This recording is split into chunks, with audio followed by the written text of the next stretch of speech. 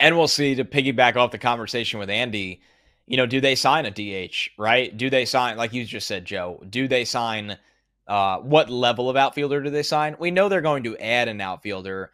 Is it a guy that when you hear somebody's name like Michael A. Taylor, you're thinking, okay, this is our speed and defense guy off the bench. Now, there's also different levels that you could bring in a guy that, I mean, think about it like this, Joe, right? They signed Tommy Pham to a 1-year, $6 million deal towards the end of the offseason last year.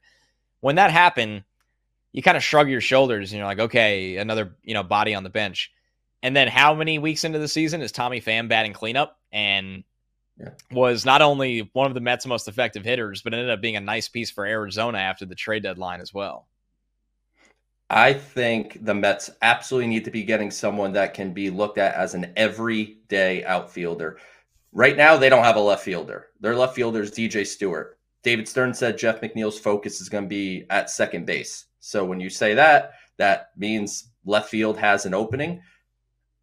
Jung Hoo Lee is a name that's coming up a little bit. Interesting. And we could talk about him a little bit here. I think he's interesting in the sense that, again, 25 years old, another player that can fit kind of regardless where a team's window is.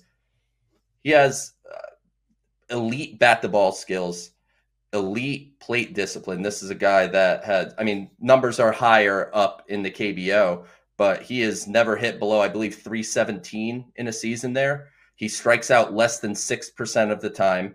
Home run power is not a huge part of his game. He hit 23 in 2022, but otherwise he hasn't been much of a home run guy. It's a lot of doubles. He's considered to be an above average athlete. Some people believe he could handle center field, but he could be potentially plus in left field. He's won 5 Gold Gloves in Korea. So this is another option of, it's a longer term commitment, and there's the risk of the transition from the KBO to Major League Baseball.